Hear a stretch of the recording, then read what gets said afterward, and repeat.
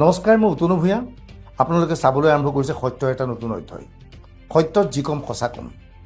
নিৰ্বাচনৰ পিছত এতিয়া বিভিন্ন ৰাজনৈতিক দলৰ মাজত অংক মাষ্টৰৰ জন্ম হয়।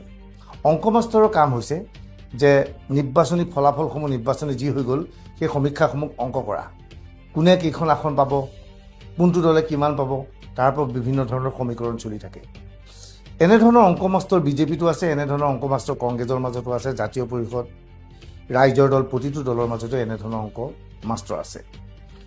ভোটগ্ৰহণৰ 2টা দিনৰ পিছত এতিয়া প্ৰায়বোৰ দলৰ অংক মাষ্টৰসমূহে অংক কৰাত লাগি গৈছে। যিটো সময়ত মুখ্যমন্ত্ৰী ডক্টৰ হিমন্ত বিশ্ব শৰ্মাই দাবী কৰিছে বিজেপিয়ে মিত্ৰজোঁটে 90ৰ পৰা 100খন আসন লাভ কৰিবলৈ সক্ষম হ'ব, সেইটো সময়ত কংগ্ৰেছে আজিৰ তাৰিখত দাবী কৰিছে যে চৰকাৰ গঠনৰ বাবে যিটো প্ৰয়োজনীয় সংখ্যা তেওঁলোকৰ লগত আছে। কংগ্ৰেছে লগতে আশা প্ৰকাশ কৰিছে যে প্ৰয়োজনীয় সংখ্যাৰ আশে পাশে কংগ্ৰেছ থিয় দিয়াৰ লগে লগে BPFৰ ফালৰ পৰা পূৰ্ণ সমৰ্থন জনোৱা হ'ব কংগ্ৰেছক। সেই সূত্ৰে 2026ত মে' মাহত কংগ্ৰেছৰ নেতৃত্বত মিত্ৰজোঁটে চৰকাৰ গঠন কৰিবলৈ সক্ষম হ'ব। কংগ্ৰেছে কি ভাবিছে, কংগ্ৰেছৰ তালিকা কি, তাৰ বিষয়ে আমি বিতংভাৱে তথ্য আপোনালোকক দিবলৈ চেষ্টা চলাইছোঁ। প্ৰথমে আমি কথা ক'ব বিচাৰিছোঁ তিনি গগৈৰ কাহিনী। তিনিজন গগৈ, গৌৰৱ গগৈ, লুৰিণজ্যোতি গগৈ আৰু অখিল গগৈ। এইবাৰ তিনিজন গগৈ একত্ৰিত ৰূপে বিধানসভাৰ নিৰ্বাচনী যুদ্ধত অৱতীৰ্ণ হৈছে। বিধানসভাৰ নিৰ্বাচনী যুদ্ধত এই তিনিজন গগৈৰ মাজত অভিজ্ঞ হৈছে অখিল গগৈ। কিয়নো অখিল গগৈ ইতিমধ্যে শিৱসাগৰ বিধানসভা সমষ্টিৰ বিধায়ক হৈছে আৰু বিধানসভাৰ মজিয়া তেওঁ দেখা পাইছে। দ্বিতীয়জন গগৈ হৈছে গৌৰৱ গগৈ, লোকসভাৰ 3বাৰৰ সাংসদ। গতিকে লোকসভাৰ মজিয়া, সংসদৰ মজিয়া তেওঁ ভালকৈ দেখিছে। কিন্তু সংসদীয় ৰাজনীতিৰ ক্ষেত্ৰত অনভিজ্ঞ লুৰিণজ্যোতি গগৈ। তৎসত্ত্বেও তিনি গগৈ একত্ৰিত হৈ উজনি নামনিত খলকনিৰ সৃষ্টি কৰিবলৈ সক্ষম হৈছে বুলি কংগ্ৰেছে ভাবে। কংগ্ৰেছে কি ভাবিছে? কংগ্ৰেছে ভাবিছে যে বিজেপিয়ে যি ধৰণে NDAৰ জৰিয়তে হিতাধিকাৰ সৃষ্টি কৰিছে, হিতাধিকাৰীৰ ফলত মহিলাসকলে ব্যাপক হাৰত বিজেপি বা NDAৰ সপক্ষে ভোটদান কৰিব বুলি মুখ্যমন্ত্ৰী হিমন্ত বিশ্ব শৰ্মাই যিদৰে ভাবিছে, বাস্তৱিকতে সেই ধৰণৰ ঘটনা সংঘটিত হোৱা নাই। হিতাধিকাৰ লাভ কৰা মহিলা হিতাধিকাৰীসকলে 9,000 টকা পৰ্যন্ত মহিলাই পাইছে। টকা তেওঁলোকে ঠিকেই পাইছে, ৰেচন কাৰ্ডৰ জৰিয়তে ৰেচন ঠিকেই পাইছে। কিন্তু চৰকাৰৰ কাম কাজত এই মহিলাসকল সন্তুষ্ট নহয়, অত্যধিক মূল্য বৃদ্ধিৰ বাবে। সেয়েহে এই মহিলা পুৰুষ সকলোৱে আণ্ডাৰকাৰেণ্ট আচলতে পৰিৱৰ্তন বিচাৰিছে। এই কথা আমি কোৱা নাই, কংগ্ৰেছৰ অংক মাষ্টৰসকলে বা কংগ্ৰেছৰ বিশেষজ্ঞসকলে এই কথা ক'ব বিচাৰে। কংগ্ৰেছ লগতে তেওঁলোকৰ মিত্ৰজোঁটে ক'ব বিচাৰে সমগ্ৰ অসমত জুবিন গাৰ্গৰ প্ৰসংগটোৱে এইবাৰ গুৰুত্বপূৰ্ণ স্থান লাভ কৰিছে। অৰ্থাৎ জুবিন গাৰ্গক ন্যায় দিব লাগে। এই বিষয়টোক লৈ কংগ্ৰেছ আৰু বিৰোধী মৰ্চাই বাৰে বাৰে চিঞৰ বাখৰ কৰিছিল আৰু জনতাই কংগ্ৰেছক বিশ্বাস কৰিছিল। কংগ্ৰেছৰ যিখন মেনিফেষ্টো তাত কোৱা হৈছিল চৰকাৰ গঠন হোৱাৰ 100 দিনৰ ভিতৰতে জুবিন গাৰ্গক ন্যায় দিয়া হ'ব। ৰাহুল গান্ধীয়ে বাৰে বাৰে অসমলৈ আহি জুবিন গাৰ্গক ন্যায় দিয়া হ'ব বুলি কৈছিল। সেইবোৰ কথাই অসমৰ জনতাৰ দৃঢ় বিশ্বাস যে বিজেপিয়ে নহয়, আমাৰ মৰমৰ শিল্পীজনক ন্যায় দিব পাৰিব কংগ্ৰেছেহে। আচলতে কংগ্ৰেছে জুবিনৰ মৃত্যুৰ বাবে হিমন্ত বিশ্ব শৰ্মা বা বিজেপিৰ নেতৃত্বক দোষাৰোপ কৰি বহু ক্ষেত্ৰত সফল হৈছোঁ বুলি ভাবে। এই কথা আমাৰ নহয়, পুনৰ কৈছোঁ, কংগ্ৰেছৰ নেতৃত্বই এই ধৰণৰ চিন্তা চৰ্চা কৰিছে। এতিয়া আমি প্ৰথমে ক'ব বিচাৰিছোঁ উজনি অসমৰ পৰিৱেশ পৰিস্থিতিৰ ওপৰত আলোচনা কৰিব বিচাৰিছোঁ।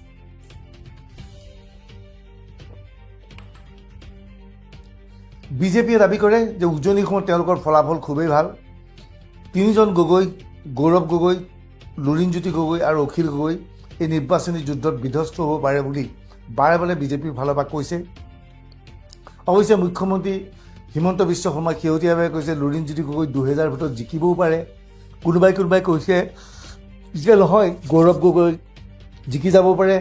কিন্তু সামগ্ৰিকভাৱে বিজেপিৰ নেতৃত্বই ক'ব বিচাৰে তিনি গগৈ এই নিৰ্বাচনত পৰাস্ত হ'ব। কিন্তু কংগ্ৰেছ তথা মিত্ৰ দলৰ যি এনালাইচিছ বা যি বিশ্লেষণৰ অন্তত তেওঁলোকে দাবী কৰিছে তিনি গগৈ কোনো ক্ষেত্ৰতে পৰাস্ত নহয়। প্ৰথম কথা আহিলে গৌৰৱ গগৈ।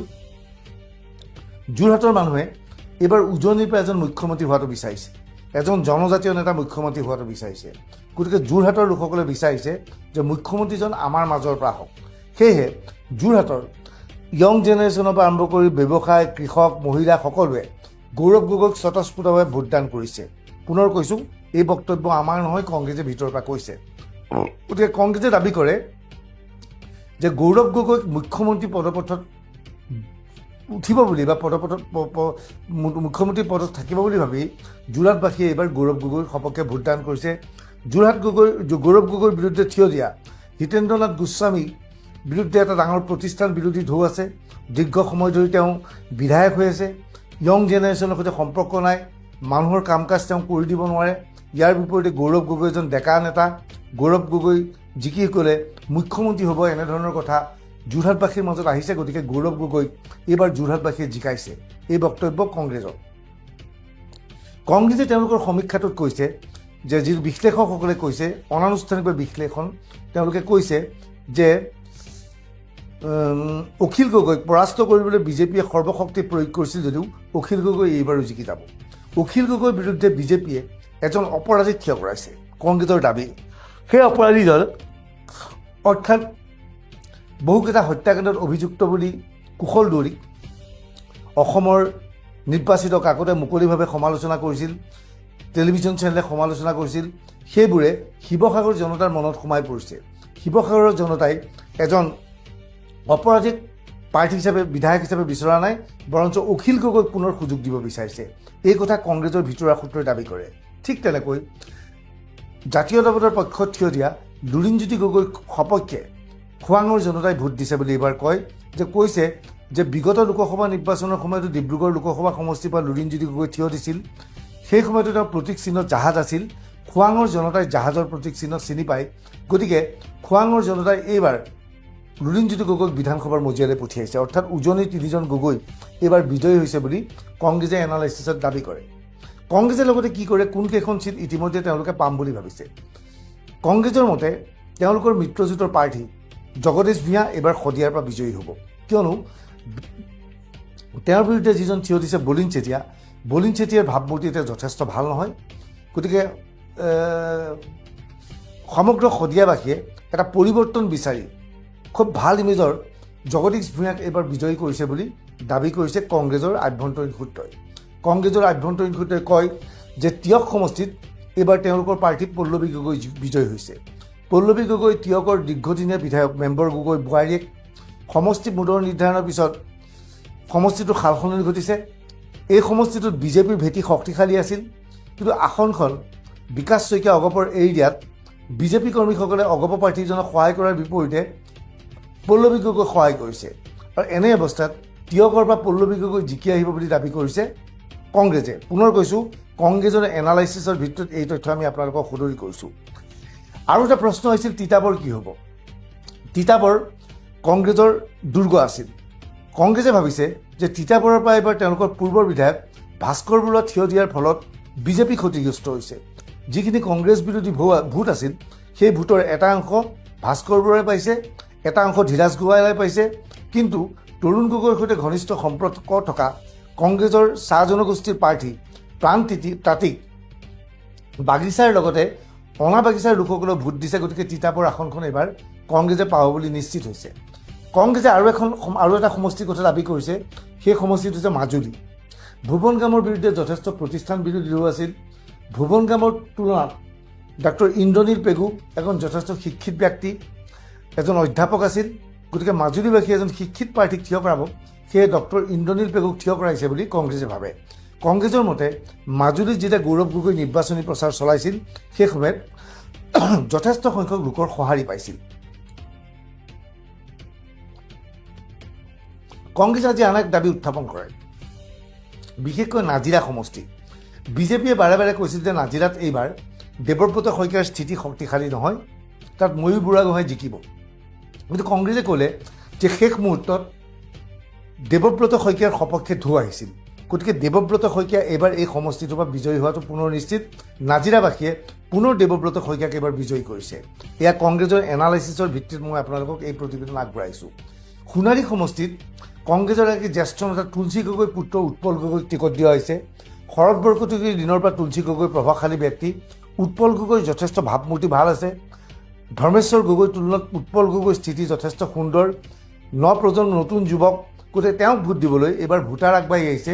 সোণাৰীত উৎপল গগৈ বিজয়ী হৈছে বুলি কংগ্ৰেছে দাবী কৰে। কংগ্ৰেছৰ অংক মাষ্টৰসকলে ইতিমধ্যে অংক কৰি কৈছে যে মাহমৰা সমষ্টিত এইবাৰ সুৰুজজ্যোতি দিহিঙীয়া এইবাৰো জিকিব নোৱাৰে। এইবাৰ এই সমষ্টিটোৰ পৰা জ্ঞানদীপ মোহন জিকিব, কিয়নো যোগেন মোহনক ৰাজ্যসভালৈ পঠোৱাৰ লগে লগে যোগেন মোহনৰ সমৰ্থকসকলে সুৰজ দিহিঙীয়াক সমৰ্থন জনোৱাৰ পৰিৱৰ্তে জ্ঞানদীপ মোহনক সমৰ্থন জনাইছে বুলি দাবী কৰিছে কংগ্ৰেছে। কংগ্ৰেছে আন এক দাবী কৰিছে, নাহৰকটীয়াত এইবাৰ তৰংগ গগৈ শোচনীয়ভাৱে পৰাস্ত হৈছে। এইটো কংগ্ৰেছৰ দাবী যে এই সমষ্টিটোত তৰংগ গগৈৰ বিৰুদ্ধে এটা প্ৰতিষ্ঠান বিৰোধী ঢৌ আছে। তাত প্ৰণতি ফুকন, প্ৰাক্তন মন্ত্ৰী, সাংস্কৃতিক পৰিক্ৰমা দপ্তৰৰ মন্ত্ৰী আছিল, প্ৰণতি ফুকনক এইবাৰ নাহৰকটীয়াৰ ভোটাৰে ভোট দিছে বুলি কংগ্ৰেছে দাবী কৰিছে। কংগ্ৰেছে আন এক দাবী উত্থাপন কৰিছে যে ডিব্ৰুগড়ত এইবাৰ প্ৰশান্ত ফুকনক উৎখাত কৰা হৈছে। প্ৰশান্ত ফুকনৰ পৰিৱৰ্তে মৈনাক পাত্ৰ এটা সাংস্কৃতিৱান পৰিয়ালৰ ব্যক্তি, বঙালী ভোটাৰৰ যথেষ্ট ভোট তেওঁলোকে লাভ কৰিছে। কংগ্ৰেছে লগতে কয় এইবাৰ বিপদৰ সন্মুখীন হৈছে সাংস্কৃতিক মন্ত্ৰী বিমল বৰাৰ তিনিখন সমষ্টিত এইবাৰ কংগ্ৰেছে বিপুল গগৈক থিয় কৰাইছে। বিপুল গগৈ তৰুণ গগৈ ঘনিষ্ঠ আছিল। বিপুল গগৈ সমষ্টিটোত যথেষ্ট প্ৰভাৱ আছিল। এই নিৰ্বাচনত বিপুল গগৈ বিজয়ী হৈছে বুলি কংগ্ৰেছৰ ফালৰ পৰা কোৱা হয়। কংগ্ৰেছে এক নতুন দাবী উত্থাপন কৰিছে, সেই দাবীটো হৈছে মৰিয়নীত প্ৰাথমিক অৱস্থাত তীব্ৰ প্ৰতিদ্বন্দ্বিতা হৈছে বুলি তেওঁলোকে ধাৰণা কৰিছিল ৰাইজৰ দলৰ জ্ঞানশ্ৰী বৰা আৰু ৰূপজ্যোতি কুৰ্মীৰ মাজত। ৰূপজ্যোতি কুৰ্মীৰ পৰিয়ালে ৩৫ বছৰ ধৰি মৰিয়নী দখল কৰি আহিছে। এইবাৰ মৰিয়নীৰ জনতাই ৰূপজ্যোতি কুৰ্মীৰ পৰিৱৰ্তে সুশিক্ষিতা, যথেষ্ট ইমেজ থকা জ্ঞানশ্ৰী বৰাৰ সপক্ষে ভোটদান কৰিছে বুলি কংগ্ৰেছে ভাবে। কংগ্ৰেছৰ মতে জ্ঞানশ্ৰী বৰাই কম ব্যৱধানৰ বিনিময়ত হ'লেও ৰূপজ্যোতি কুৰ্মীক এইবাৰ পৰাস্ত কৰিব। বিশেষকৈ ফেচবুকত জ্ঞানশ্ৰী বৰাই যি ধৰণে ছাপোৰ্ট পাইছে, সমৰ্থন পাইছে, গতিকে জ্ঞানশ্ৰী বৰাই সমষ্টিটোৰ পৰা জিয়াটো নিশ্চিত। কংগ্ৰেছে লগতে আন এটা সমষ্টি দাবী কৰে, সেইটো দেৰগাঁৱত এইবাৰ মৃদুল দত্ত বিজেপিৰ পৰা থিয় দিছিল। দেৰগাঁও পূৰ্বে অগপৰ সমষ্টি আছিল।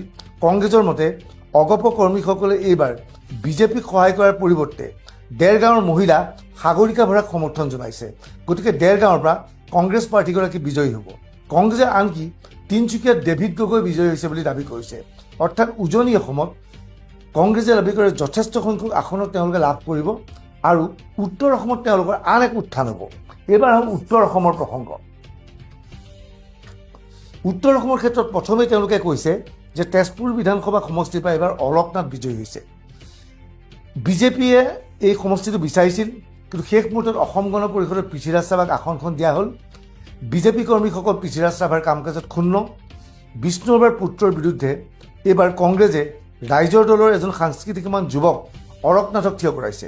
অলকনাথ শ্বহীদ পৰিয়ালৰ সদস্য, সদৌ অসম ছাত্ৰ সন্থাৰ সৈতে জড়িত, তেজপুৰ চহৰৰ মাজমজিয়াৰ সাংস্কৃতিক কৰ্মী, আছুৰ প্ৰাক্তন কৰ্মী, বিভিন্ন ভদ্ৰলোক এতিয়া অলকনাথৰ লগত লাগিছে। পৃথ্বীৰাজ ৰাভাৰ পৰা মানুহবোৰ আঁতৰি আহিছে। এনে অৱস্থাত তেজপুৰৰ পৰা অলকনাথ বিজয়ী হৈছে বুলি কংগ্ৰেছে দাবী কৰে। কংগ্ৰেছৰ মতে বৰচলাতো অনুৰূপ ঘটনা সংঘটিত হৈছে। বৰচলাৰ পৰা ৰিপুণ বৰা বিজয়ী হৈছে। প্ৰশ্ন হৈছে ৰিপুণ বৰা কিয় বিজয়ী হৈছে? দীৰ্ঘ সময় ধৰি কংগ্ৰেছৰ মতে বৰচলাৰ পৰা নেপালী প্ৰতিনিধি বিজয়ী হৈছে। গণেশ লিম্বু দীৰ্ঘদিন ধৰি আছিল, ৰুদ্ৰ পৰাজলী দীৰ্ঘদিন আছিল, টংক বাহাদুৰ ৰয় দীৰ্ঘদিন আছিল, আৰু এইবাৰ বিজেপিয়ে এজন নেপালী প্ৰাৰ্থী থিয় কৰিছে, ঋতুবৰণ শৰ্মা। এইবাৰ সমষ্টিটোৰ অসমীয়া ভোটাৰে নেপালীৰ পৰিৱৰ্তে এজন অসমীয়া ভোটাৰক দিব বিচাৰিছে। সেই সূত্ৰে তেওঁৰ জনতাই ৰিপুণ বৰাক ভোটদান কৰিছে বুলি কংগ্ৰেছে তেওঁলোকৰ লিষ্টত ৰাখিছে। বৰচলাখন ৰিপুণ বৰাই পাইছে বুলি কৈছে। অনুৰূপ ধৰণৰ ঘটনা কংগ্ৰেছে ক'ব বিচাৰে যে ঢেকীয়াজুলিত এইবাৰ অশোক সিংহলৰ পৰাস্ত হৈছে, কিয়নো অশোক সিংহলে মূলতঃ চাহ বাগিচাৰ ভোট পায় আৰু বড়োৰ ভোট পায়। কিন্তু এই সমষ্টিটোত এজন নিৰ্দলীয় বড়ো প্ৰাৰ্থী থিয় হৈ বড়োৰ ভোট বিভাজন কৰিছে। আৰু বাটা চোৰাং কংগ্ৰেছৰ প্ৰাৰ্থীগৰাকী, যি বিজেপিৰ সৈতে জড়িত আছিল, বিজেপিৰ তেওঁ শোণিতপুৰ জিলাৰ সভাপতি আছিল, বাটা চোৰাঙে বিজেপিৰ ভোটৰ লগতো চাহ বাগিচাৰ ভোটৰ জৰিয়তে অশোক সিংহলক পৰাস্ত কৰিছে বুলি কংগ্ৰেছে দাবী কৰে। কংগ্ৰেছে লগতে দাবী কৰে বিশ্বনাথত এইবাৰ পল্লৱ লোচন দাস হাৰিছে। পল্লৱ লোচন দাসে শোণিতপুৰৰ কেইবাটাও সমষ্টিৰ পৰা ইতিমধ্যে বিধায়ক হৈছে। প্ৰথমতে তেওঁ ৰঙাপাৰাৰ বিধায়ক আছিল, এটা সময়ত বিহালীৰ বিধায়ক হ'ল, এটা সময়ত তেজপুৰৰ সাংসদ হ'ল। এইবাৰ বিশ্বনাথৰ পৰা তেওঁ খেলিছিল। বিশ্বনাথত চাহ জনজাতীয় প্ৰাৰ্থী আৰু অচাহ জনজাতীয় প্ৰাৰ্থীৰ মাজত মতভেদ হৈছিল। আনকি কংগ্ৰেছে দাবী কৰে বিশ্বনাথৰ একাংশ পুৰণা বিজেপি কৰ্মীয়ে কংগ্ৰেছ প্ৰাৰ্থী জয়ন্ত বৰাক সহায় কৰিছে, গতিকে জয়ন্ত বৰা জিকিব। এইবাৰ আহিলে বিপুৰীয়াৰ প্ৰসংগ। কংগ্ৰেছৰ মতে এইবাৰ প্ৰদেশ কংগ্ৰেছৰ সভাপতি ভূপেন বৰা হাৰিছে বিপুৰীয়াৰ পৰা। ভূপেন বৰাই হঠাৎ বিজেপি ত্যাগ কৰি কংগ্ৰেছ ত্যাগ কৰি বিজেপিলৈ অহাৰ লগে লগে বিজেপি কৰ্মীসকলে বেয়া পাইছে, কংগ্ৰেছ কৰ্মীসকলে বেয়া পাইছে। ইয়াৰ বিপৰীতে ৰাম ভূঞাৰ এটা ইমেজ আছে, গতিকে ৰাম ভূঞাৰ সপক্ষে মানুহে ভোট দিছে আৰু বিপুৰীয়াত ভূপেন বৰাৰ পৰিৱৰ্তে ৰাম ভূঞা বিজয়ী হৈছে বুলি দাবী কৰিছে কংগ্ৰেছে। মই আপোনালোকক কংগ্ৰেছৰ এনালাইচিছৰ ওপৰত কৈছোঁ। কংগ্ৰেছে কৈছে ৰঙানুজিৰ পৰা জয়ন্ত খাউণ্ড জিকিছে। কিয় জিকিছে? জয়ন্ত খাউণ্ড অগপৰ প্ৰাৰ্থী আছিল, অগপৰ লগত জড়িত আছিল। অগপই টিকট নিদিয়াত তেওঁ কংগ্ৰেছলৈ আহিলে। লগে লগে অগপ কৰ্মীসকল জয়ন্ত খাউণ্ডৰ কাষলৈ গ'ল, কংগ্ৰেছ কৰ্মীসকল জয়ন্ত খাউণ্ডৰ কাষলৈ গ'ল আৰু তাত যিজন বিজেপিৰ দাবীদাৰ আছিল গহীন বৰাও জয়ন্ত খাউণ্ডৰ কাষলৈ গ'ল। ঋষিৰাজ হাজৰিকা বিজেপিৰ প্ৰাৰ্থীগৰাকীৰ ইমেজ ভাল নহয়, তেওঁক জয়ন্ত খাউণ্ডে পৰাস্ত কৰিছে বুলি কংগ্ৰেছে দাবী কৰে। কংগ্ৰেছে কয় নাওবৈচাত অতি সহজে তেওঁলোকৰ প্ৰাৰ্থী জ্যোতিপ্ৰকাশ দাস বিজয়ী হ'বলৈ সক্ষম হৈছে। অসম গণ পৰিষদৰ প্ৰাৰ্থী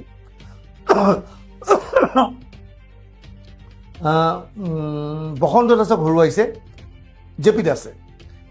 লখিমপুৰৰ কথা কৈছে, লখিমপুৰত এইবাৰ তেওঁলোকৰ মতে পৰিৱৰ্তনৰ ঢৌ আছিল। মানৱ ডেকা বিজেপিৰ প্ৰাৰ্থী, তীব্ৰ প্ৰতিদ্বন্দ্বিতাৰ অন্তত কংগ্ৰেছৰ প্ৰাৰ্থী ঘন বুঢ়াগোহাঁয়ে এইবাৰ আচলতে মানৱ ডেকাক হৰুৱাইছে বুলি কংগ্ৰেছে তেওঁলোকৰ তালিকাত উলিয়াইছে। কংগ্ৰেছে আনকি চিচি বৰগাঁও সমষ্টিটোত ৰাইজৰ দলৰ প্ৰাৰ্থী দুলাল বৰুৱা বিজয়ী হৈছে বুলি কংগ্ৰেছৰ ফালৰ পৰা দাবী কৰে। গতিকে উজনি অসম আৰু উত্তৰ অসমত কংগ্ৰেছৰ মতে মিত্ৰ দলৰ স্থিতি এবাৰ যথেষ্ট ভাল। কংগ্ৰেছে দাবী কৰা আন বহু সমষ্টি আছে। সংক্ষিপ্ত ৰূপত তাৰ কেইটাবোৰ সমষ্টিৰ নাম কওঁ। গুৱাহাটীৰ দিছপুৰত মীৰা বৰঠাকুৰ জিকিছে কংগ্ৰেছৰ মতে, কিয়নো কংগ্ৰেছৰ পৰা হঠাৎ বিজেপিলৈ অহা প্ৰদ্যুৎ বৰদলৈক বিজেপি কৰ্মীয়ে গ্ৰহণ কৰিব বিচৰা নাই। জয়ন্ত দাস বিজেপি আছিল, তেওঁ নিৰ্দলীয়ভাৱে থিয় হৈ প্ৰদ্যুৎ বৰদলৈক ক্ষতি কৰিছে আৰু মীৰা বৰঠাকুৰ জিকি আহিছে। মধ্য গুৱাহাটীত এইবাৰ বিপুল ভোটত কুংকি চৌধুৰী জিকিব বুলি কংগ্ৰেছে দাবী কৰে। কুংকি চৌধুৰীৰ সমৰ্থনত যিধৰণে সামাজিক মাধ্যমত পোষ্ট আহিছে তাকে দেখি কংগ্ৰেছ নিশ্চিত হৈছে কুংকি চৌধুৰী জিকিব এইবাৰ মধ্য গুৱাহাটীৰ পৰা।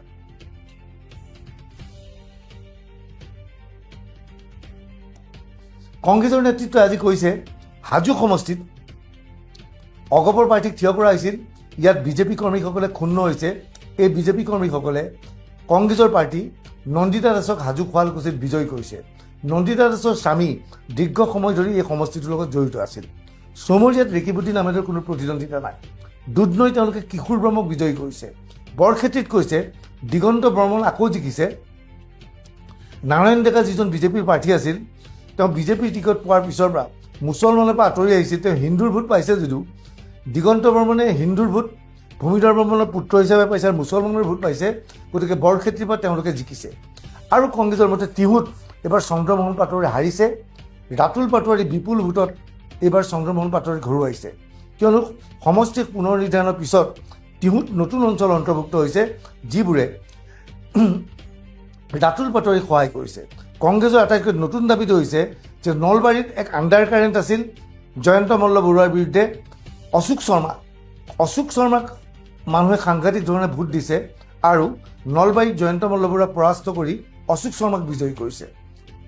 কংগ্ৰেছে লগতে কয় বজাৰী আসনখনত অগপৰ প্ৰাৰ্থী ধৰ্মেশ্বৰ ৰয়ৰ বিৰুদ্ধে বিজেপি কৰ্মীসকল থিয় দিছে আৰু তেওঁলোকে জাতীয় পৰিষদৰ প্ৰাৰ্থী দিলীপ বৰুৱাক বিজয়ী কৰিছে। হৰভোগত পুনৰ মনোৰঞ্জন তালুকদাৰ বিজয়ী হৈছে। মানহৰ পৰা ৰাইজৰ দলৰ প্ৰাৰ্থী অঞ্জন তালুকদাৰ বিজয়ী কৰাৰ লগতে বোকাপাটবাৰীত জাকিৰ হুছেইন চিকদাৰ বিজয়ী হৈছে বুলি কংগ্ৰেছে দাবী কৰে। কংগ্ৰেছে লগতে কয় ধুবুৰীত মুঠ 8খন ছিট এইবাৰ কংগ্ৰেছে লাভ কৰিবলৈ সক্ষম হ'ব। নগাঁও মৰিগাঁৱৰ ক্ষেত্ৰত কয় লাহৰীঘাটত আসিফ নাজাৰ জিকিছে। মৰিগাঁৱত ৰমাকান্ত দেউৰীৰ বিৰুদ্ধে থিয় হৈ এইবাৰ বাণী দাস জিকিছে সাংস্কৃতিক কৰ্মী। ঢিঙত ৰাইজৰ দলৰ মেহবুব মুক্তাৰ, ৰূপহীহাটত নুৰুল হুদা আৰু কলিয়াবৰত জিতেন গৌৰ নিৰ্দলীয় প্ৰাৰ্থী তেওঁ জিকিছে বুলি কৈছে। জিতেন গৌৰ বিজেপিৰ এজন আগশাৰী নেতা আছিল, সভাপতি আছিল। নমিনেশ্যন পেপাৰ দাখিল কৰাৰ পৰ্যন্ত জিতেন গৌৰে বিজেপিৰ প্ৰতীক চিহ্নত খেলিব বিচাৰিছিল, কিন্তু শেষত দলৰ পৰা তেওঁক বহিষ্কৃত কৰা হয়। কিন্তু বিজেপি কৰ্মী জিতেন গৌৰৰ সপক্ষে থিয় দিয়ে। সকলোৱে কেশৱ মহন্তৰ বিপৰীতে থিয় দিয়ে। কেশৱ মহন্ত পৰাস্ত হৈ জিতেন গৌৰ জিকিছে। জিতেন গৌৰক কংগ্ৰেছৰ লগত আহিব বুলি কংগ্ৰেছ নেতৃত্বই কয়। চামগুৰিত তানজিল হুছেইন আৰু বৰহমপুৰত এইবাৰ জিতু গোস্বামীক ৰাজেন গোহাঁয়ে হৰুৱাইছে বুলি কংগ্ৰেছে দাবী কৰে। কংগ্ৰেছে দুটা সমষ্টি আৰু দাবী কৰিছে, ৰহাত উৎপল বনিয়া আৰু লামডিঙত স্বপন কৰ। কংগ্ৰেছৰ মতে ডিফুত কাৰ্বি আংলঙৰ মুঠ 3খন আসন, ডিফু, আমৰি আৰু বোকাজান, এই 3খন আসন তেওঁলোক আৰু মিত্ৰ দল জননীতি কাঠাৰ দলটোৱে লগ পাইছে। ডিফুত জননীতি কাঠাৰ বিজয়ী হৈছে আমৰিত বিক্ৰম হাংচে আৰু বোকাজানত ৰতন ইংতি বুলি কংগ্ৰেছে দাবী কৰে। বৰাক উপত্যকাত কংগ্ৰেছে প্ৰায় 7খন আসন দাবী কৰে। কংগ্ৰেছৰ মতে প্ৰায় 63খন আসন তেওঁলোকে লাভ কৰাটো এই পৰ্যন্ত নিশ্চিত আৰু 10খন আসনত 50-50 হৈ আছে। কংগ্ৰেছে দাবী কৰে নিৰ্বাচনৰ ফলাফল হোৱাৰ পিছতেই BPF তেওঁলোকৰ লগত আহিব, BPFৰ সৈতে মিলি কংগ্ৰেছে এইবাৰ চৰকাৰ গঠন কৰিব পাৰিব। গতিকে কংগ্ৰেছে ধাৰণা কৰিছে যে হিমন্ত বিশ্ব শৰ্মাৰ নেতৃত্বত নহয়, গৌৰৱ গগৈৰ নেতৃত্বত এইবাৰ অসমত চৰকাৰ হ'ব। এই ভিডিঅ' সংক্ৰান্তত আপুনি আপোনাৰ মতামত কমেণ্ট ছেকশ্যনত লিখিব পাৰিব। ধন্যবাদ।